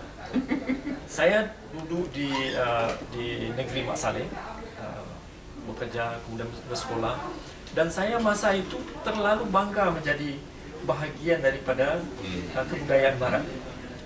Dan saya melihat Minangkabau ni apalah, Melayu ni, saya tak pandang langsung budaya kita ni. Sebab saya terlalu bangga menjadi bahagian. Jadi selepas saya dari hanyut itu dikembalikan oleh Tan Sri Rais. Dan saya merasakan bahwasanya orang yang hanyut disebabkan dia tidak pernah dibekalkan tentang budaya dia sendiri, sehingga dia melihat budaya orang yang lebih hebat. Suatu kali buku tu ada delegasi Minangkabau, masa Tan Sri menyuruh saya untuk berpusing di keliling Minangkabau tu untuk mencari sebagian dari bahan-bahan apa namanya, bahan-bahan ada buku ni lah. Buku inilah Tan Sri menyuruh saya untuk mencari, ambil gambar-gambar di Minangkabau, dan saya menemui waris-waris kerajaan Minangkabau yang lama. Dari waris-waris itulah saya mendapatkan cerita sejarah betapa hebatnya orang Minangkabau. Dari situ saya pusing, hebat rupanya Minangkabau ni, baru saya tersedar. Jadi apa yang terjadi sekarang ini di generasi kita sekarang ini, sampai kepada pemimpin yang paling parah itu, kalau di negeri sebelah sana, saya tak nak bercakap, mungkin Datuk yang bercakap tentang di sini ya. Pemimpin politik ini kebanyakannya tidak memahami budaya itu, tidak memahami sejarah. Sebab itulah mereka tidak ada punya wawasan atau visi tentang bagaimana untuk melaksanakan kebudayaan ini. Nah, inilah yang terjadi di dalam kebudayaan kita sekarang ini. Nah, barangkali pengalaman saya ini satu contoh yang betul-betul bagi saya, kalau saya bagi syarahan, saya akan cerita benda ni. Bagaimana saya berpindah daripada orang yang hanyut yang kembali menjadi orang Minang asli, Minang Melayu asli. Nah, setelah saya menjadi Melayu atau Minang asli ini, sebelum COVID ni, anak saudara saya kenduri kahwin. Dulu tu, kalau kenduri kahwin tu, saya duduk bersila kan, dan di sana masih memakai adat-adat petatah petiti. Ini juadah di depan ini dah boleh nak makan ni, perut dah lapar. Tapi orang ni bercakap lagi kan, sakit hati saya. Sakit hati saya. Sebab dia bertatah petiti tu lama sebelum kan. Sebab itulah adat. Kan? Selama hidup saya, dah 50 tahun lebih umur saya ni, barulah sebelum COVID semalam tu, saya tersenyum betapa indahnya adat dan budaya saya. Jadi kalau tidak memahami budaya, tidak memahami sejarah dan bahasa ini, memang kita hanyut. Nah, jadi apa yang saya rasa, apa yang kita bincang, kita masih ada masa dalam setengah jam lagi, kembali kepada budi. Sekarang budi inilah yang betul-betul hampir hilang, sebab kita kebanyakan sudah hanyut dan sebagian sudah karam gitu kan. Saya kata ada beberapa pentul budi, dek ribut rundu ala padi, dicupak Datuk Tumangkuang. Jika idui indak berbudi, duduk tagak kemari tangguang. Maknanya kalau hidup ni tidak ada berbudi, jadi tak tahulah serba salah kehidupan ini. Kuat rumah kerana sandi, kuat sandi rumah binasa, kuat bangsa kerana budi, rusak budi hancurlah bangsa. Dari Brunei ke Patani, itulah daerah Malak. Jika pandai bermain budi, dalam air badan tak basah.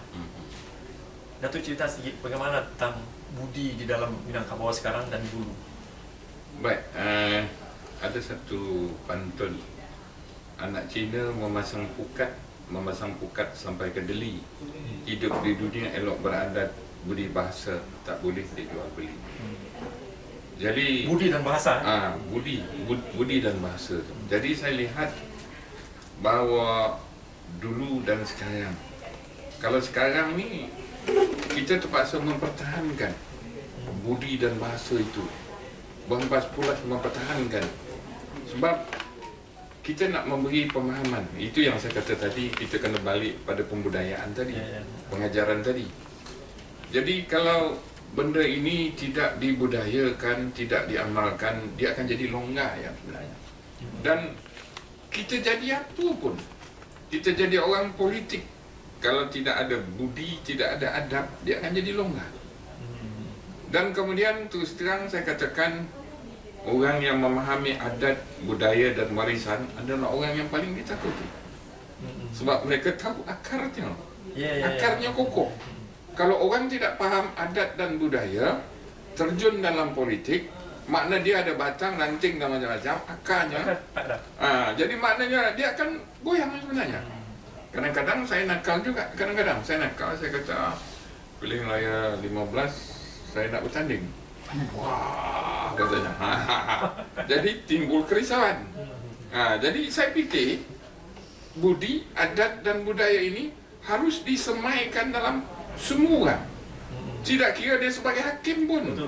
Kalau hakim pun budi itu, bahasa itu penting. Kalaulah orang itu lalu dalam budaya adat kita, sebab tu kalau rumah Negeri Sembilan, pintu sebelah depannya rendah, maknanya kita akan tunduk. Maknanya latihan dalam rumah tu ada latihannya. Dan kemudian kalau di ruangan serambi itu, dia kecil ya, ada kadang-kadang bertemu lutut. Maknanya dia akan kenal siapa yang datang, siapa yang tak datang. Yang tak datang tu maka ketua tu akan tanya, kenapa si Anu tu? Maknanya sentiasa ada sikap mengambil berat. Dan inilah yang diamalkan dulu-dulu. Saya pernah berbincang dengan Tan Sri, dengan isteri saya datang ketika tu. Dia kata, Dato' Sri, kenapa kita tak memikirkan dulu dalam logat dia lah. Saya pernah tanya dengan arwah ayah saya, kenapa orang Minang ada di Kelantan, katanya. Itu laut lebar tu, katanya. Jadi kami berbahas, kami berbincang. Saya kata ada teori yang mengatakan dulu adalah pentas sampai ke Kelantan. Belum ada letupan Gunung Krakatau dan yang lain-lain masa tu. Jadi maknanya masing-masing itu bebas. Dan masing-masing itu dibentuk dalam keluarga besar. Maknanya daripada Minang boleh ziarah sampai ke Kelantan, kadang-kadang duduk di situ, di Negeri Sembilan dan di tempat-tempat lain. Jadi kita kena balikkan kepada asal dan usul kita. Sejarah balik itu yang sebenarnya. Kita kena ingat balik. Dan ini yang kita kena pegang. Dan ini yang kita kena ketengahkan. Dan jangan sesekali kita lupa pada sejarah. Kalau kita lupa sejarah yang akan mengajar kita. Itu. Baik, Tok. Jadi kalau kita boleh, ada pertanyaan tak yang daripada ini? Kalau nak buka itu. Selalu ada di ada.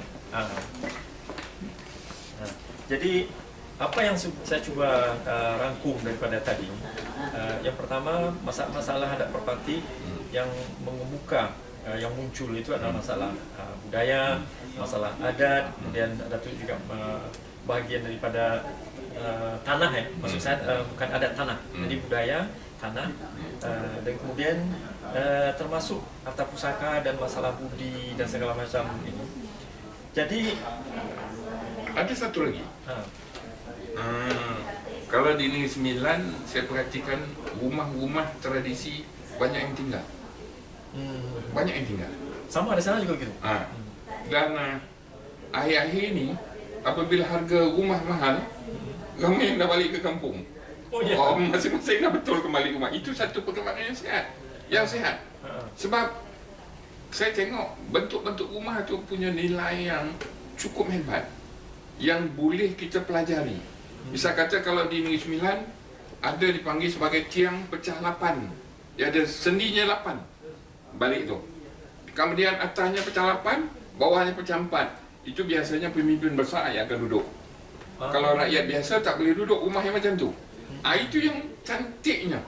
Benda-benda macam ni. Jadi kadang-kadang dulu ada satu keadaan apabila berlaku pergeseran, maka papan dan tiang semua dicabut, dijual. Tanah tu tak boleh ambil lah sebab perempuan yang punya. Dan saya fikir benda-benda yang seperti ini perlu ditangani. Itu yang saya kata tadi, apabila kita musyawarah, kita muafakat, pasti akan ada jalannya. Pasti akan ada jalannya. Bagaimana kita nak selesaikan hal-hal yang seperti itu. Dan kemudian kepimpinan itu sendiri, dia harus tahu apa peranannya, apa fungsinya, apa tugasannya, apa KPI-nya. Itu mustahak. Jadi maknanya dalam 1 tahun tu apa yang dia nak buat? Apa yang dia nak cari? Walaupun zaman Datuk Papatih dulu tidak ada dibuat seperti itu, tetapi orang dulu kaya dengan kelisanan. Sebelum tidur, dia dah kelip-kelip matanya berfikir, nak buat apa besok? Itu, ini. Lepas tu dia muafakat. Nak buat rumah pun dia akan muafakat. Okey ataupun tidak, boleh ataupun tidak. Itu kebiasaannya. Ya. Skrin. Okey. Assalamualaikum. Baik. Jadi silakan Datuk. Jadi Assalamualaikum Datuk. Ya, betul. Waalaikumsalam. Waalaikumsalam, silakan. Assalamualaikum Waalaikumsalam. Yang Mulia Datuk. Ya, perkenalkan diri dulu. Ringkas dan cepat ya. Iya, nama saya Herman dari Batu Sangkar. Okey, ya Pak Arman, silakan. Kamping. Ya, daerahnya Tuan Kadi pada Kamping. Ya, silakan Pak Arman. Silakan pertanyaannya, Pak. Ya, nak saya tanyakan begini, bagaimana sih pandangan di Kerajaan Negeri Sembilan itu tentang keberadaan Tuan Kadi yang ada di Padangan Tiu. Terima kasih, itu saja. Jadi bagaimana pandangan Datuk, pandangan dari Negeri Sembilan tentang keberadaan Tuan Kadi Padangan Tiu? Tuan Kadi ini kita tahu ini lebih kepada agama yang dalam apa namanya saya lupa raja adat, raja ibadat dan apa ni. Dan Tuan Kadi ini lebih kepada agama dia ini. Baik, terima kasih di atas soalan tu. Yang sebenarnya begini, saya kadang-kadang ada benda yang saya nak jaga sebenarnya. Ya, sebabnya kalau di Negeri Sembilan, anak buah menjadikan buah pak menjadikan lembaga menjadikan penghulu menjadikan undang menjadikan raja. Sebab itu saya kata tadi, dia ada satu sistem yang dipanggil sebagai sistem Dewan Keadilan dan Undang.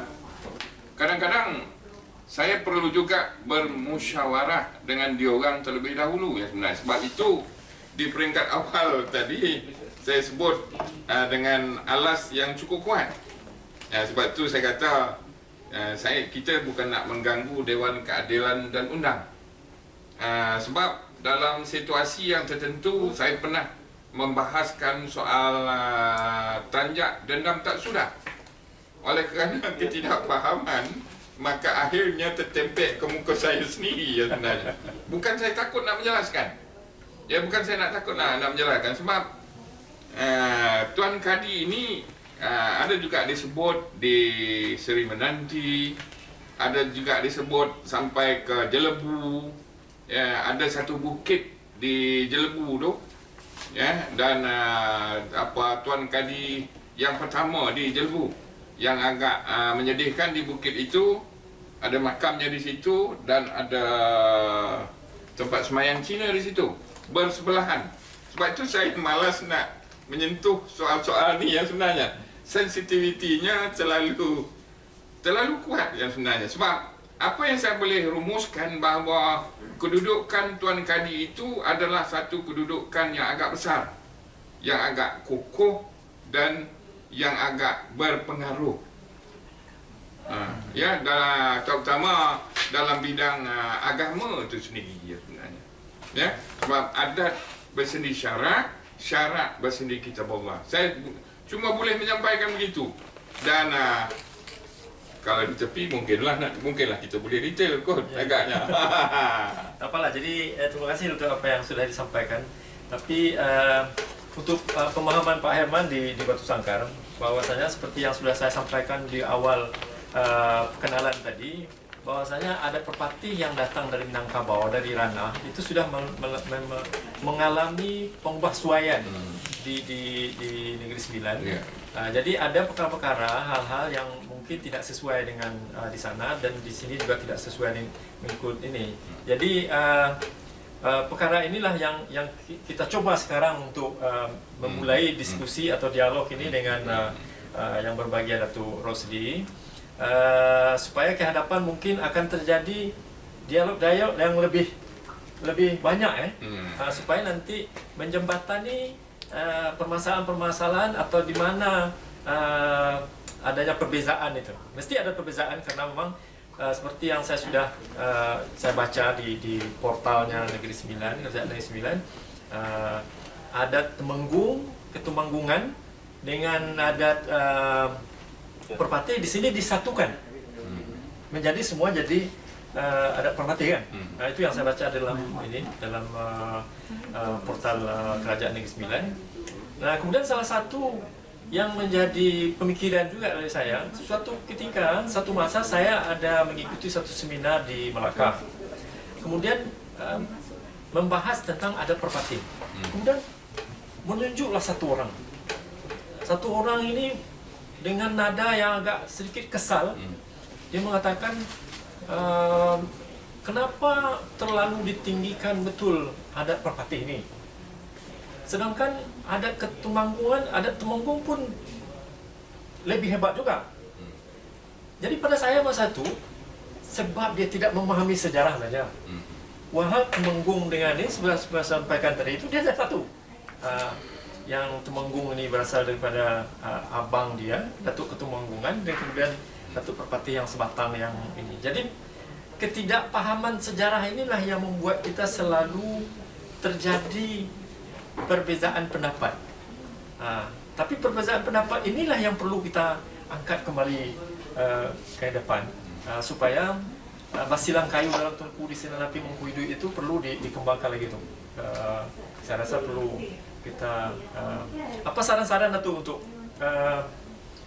kehadapannya macam mana antara Minangkabau sana ranah dengan Negeri Sembilan khasnya atau rantau Malaysia ni. Baik, kalau saya lihat begini ya, kadang-kadang betul seperti kata Pak Dirwan tadi, kadang-kadang ada situasi yang sudah ada penyesuaian ya, antara apa yang berlaku di Minang dan apa yang berlaku di Negeri Sembilan. Macam soalan yang ditanyakan tadi, Kadi kalau di Negeri Sembilan, jawatan Kadi itu ada yang ada kaitan dengan pejabat agama. Dia adalah bidang-bidang kuasanya. Dan tadi ada disebut Tuan Kadi di Padang Gantiang. Itu ada kaitan dengan sejarah lama. Itu yang saya sebut anu tadi. Kalau di Jelebu, keturunan itu ada datang sebenarnya. Dan kemudian kalau saya nak melihat bahawa adat Pepatih dengan adat Temenggung tu, kalau pada saya adat Pepatih, adat Temenggung tu memang seiringan. Kalau di Minang antara adik dengan abang ataupun ada persaudaraannya dan sistemnya hampir sama. Dan ada kelainan sedikit dalam bab-bab yang tertentu saja. Dan kemudian apabila sampai ke Malaysia, saya perhatikan Johor pun dikatakannya adat Temenggung, Pahang pun dikatakannya adat Temenggung, Kelantan pun dikatakan adat Temenggung. Ini yang perlu kita bahaskan balik yang sebenarnya. Yang perlu kita bahaskan balik. Adakah adat Temenggung yang diamalkan tu adat Temenggung yang diamalkan di Minangkabau yang selari dengan adat Pepatih itu? Mungkin sudah melalui perwasuaian pula. Dan kemudian saya lebih suka menyatakan bahawa itu adalah adat Melayu Pahang, adat Melayu Kelantan, adat Melayu Selangor. Buat dapatan awal ni lah, saya lebih suka nak menyebut begitu. Sebab kalau kita katakan semuanya itu Temenggung saja, kadang-kadang dia ada kelainan. Seperti apa yang berlaku di Minangkabau. Ada pula yang jauh sangat tidak selarinya dengan adat Pepatih itu. Jadi tapi saya mereka tetap mengatakan itu adat Perpati. Jadi itu yang saya katakan bahawa banyak benda yang perlu kita bincangkan balik, kita bahaskan balik, kita selarikan balik sebenarnya. Sebab adat Pepatih ini lagi kita baca, lagi kita bahas, lagi dalamnya sebenarnya. Akhirnya kita akan nampak titik pertemuannya apa. Yang ini tadi kita dah bincang daripada awal sampai sekarang, titik pertemuannya apa. Apa yang dapat kita lihat? Budaya, adat dan agama itu. Maknanya batas politik itu cuma alam nyata saja.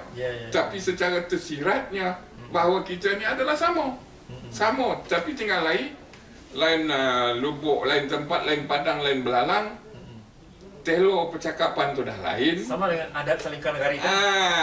Itu maksudnya dari sebenarnya. Dan pada saya lagi banyak perbezaan, itu adalah kekuatan. Ya. Itu adalah warna-warna yang harus kita gunakan sebaik yang mungkin. Itu yang saya katakan di peringkat awal tadi adalah kekuatan. Adalah kekuatan. Tidak mustahil satu hari Universiti Andalas ke, Imam Bonjol ke, UKM ke, kita mewujudkan satu fakulti yang ada kaitan dengan adat dan budaya. Suatu ketika dulu Malaysia pernah nak jadi Universiti Budaya. Dah dibincangkan. Tapi tak tahu apa masalahnya, mungkin patut diangkat balik. Isunya memang patut diangkat balik. Patut diangkat balik ya sebenarnya. Dan ini yang pentingnya, bahawa dianya boleh berdiri sendiri untuk menggerakkan benda ni. Baik Dato', jadi apa yang sudah kita bincangkan daripada pukul 10.30 tadi, 9.30 dari waktu di Indonesia, dan saya tidak akan menyimpulkan semuanya, tapi sesuai dengan topik kita, adat merpati, isu-isu dan jalan penyelesaiannya, saya melihat bahwasanya jalan penyelesaian itu yang pertama melakukan pembudayaan kembali, kan? Dan kemudian pembudayaan itu mestilah memperhatikan atau mengacu kepada berpedoman kepada sejarah. Tanpa memahami sejarah, kita tidak akan paham itu budaya. Oleh itu, dari apa yang sudah kita bincang dari pagi ini, saya rasa forum ini boleh kita anggap sebagai satu forum yang mengetengahkan macam mana untuk memulai dalam warna yang baru hubungan antara Minangkabau di Ranah dengan Minangkabau di Malaysia. Wabil khusus di Negeri Sembilan kita mulai macam mana kita untuk menguatkan kembali kebudayaan ini, dan macam mana pula untuk supaya generasi Minangkabau ke hadapan ini mesti memahami sejarah itu dengan lebih ini, jangan hanya sekedar mengetahui saja. Macam mana ulasan Datuk yang last sekali? Beginilah, akhir sekali pertama-tamanya saya ucapkan terima kasih banyak-banyak pada Fatma kerana memberi peluang ini, dan lontaran-lontaran pandangan tu yang sebenarnya tak ada saya fikirkan pun. Sebenarnya bila duduk di sini kita akan fikirkan, kita akan bincangkan, datangnya daripada keikhlasan hati untuk nak mengupas benda dan perkara itu. Dan saya fikir perlu kita perdalami lagi, dan kita sesuaikan dengan keadaan zaman apa yang berlaku pada hari ini. Bahan-bahan perlu banyak sebenarnya, bahan-bahan yang lengkap betul, yang separuh lengkap, dan mengikut isu-isu dan mengikut bidang-bidang yang boleh kita gunakan. Dan kita jangan lari daripada syarat itu sendiri, adat itu sendiri, budaya itu sendiri, dan kemudian adab dan budi itu sendiri. Saya dan rakan-rakan akan terus bertindak membekalkan bahan-bahan apa yang perlu, apa yang penting. Kami ataupun saya, mungkin Pak Dirwan rasanya, kita cuma mampu mengadakan bahan, menunjukkan bahan dalam bentuk catatan, dalam bentuk buku, dalam bentuk kotak dan yang lain-lain. Dan semuanya itu terpulanglah untuk menilai, untuk menggunakan bagaimana. Sebab kepimpinan itu sudah ada. Sebab yang pertama, adat yang sebenar-benar adat yang diadatkan, adat yang teradat, adat istiadat. Adat yang teradat maknanya pemimpin itu boleh menggerakkan benda itu bagaimana dan macam mana. Kita cuma boleh mencadangkan, menunjukkan, memaparkan. Nak gerakkan itu terpulang bagaimana dan macam mana. Jadi terima kasih banyak-banyak dengan perbincangan ini, dan saya harap perbincangan ini bukanlah kali yang terakhir. Mungkin ada perbincangan yang lebih lanjut lagi selepas ini. Bukan dengan saya saja, mungkin ada ramai lagi tokoh-tokoh yang lain. Sekian. Okey. Kalau begitu, saya juga yang sebagai moderator, saya juga mengucapkan berbanyak terima kasih. Yang pertama tentunya kepada kawan-kawan dan rakan-rakan yang sudah daripada Perpustakaan Atma yang sudah menyiapkan acara ini. Dan memang daripada awal, sebelum itu ketika berjumpa dengan Datuk Rosli, kita akan buat perbincangan ini santai. Jadi walaupun saya sebagai moderator, tapi beliau mengatakan Pak Dirwan juga harus menyampaikan pandangan-pandangannya ya dari Minangkabau sebelah sana. Jadi kalau di sana kita panggil otalapau namanya, perbincangan di kedai kopi, ya. Tapi ada isinya. Mudah-mudahan kawan-kawan sama ada di Malaysia ataupun di Indonesia sana mendapatkan sedikit maklumat atau manfaat dari acara ini. Dan sekali lagi saya mengucapkan berbanyak terima kasih kepada Atma, kepada perpustakaan, kemudian juga untuk kehadiran Datuk Rosli yang bersedia hadir dalam acara ini. Mudah-mudahan apa yang kita sampaikan ini, kalau baik datangnya dari Allah Subhanahu Wa Taala, yang tidak baik tentu dari kita, dari diri kita masing-masing. Kita tidak akan terlepas dari masalah salah dan khilaf. Untuk itu sekali lagi saya akhiri dengan terima kasih dan wabillahi taufiq wal hidayah. Wassalamualaikum warahmatullahi taala wabarakatuh.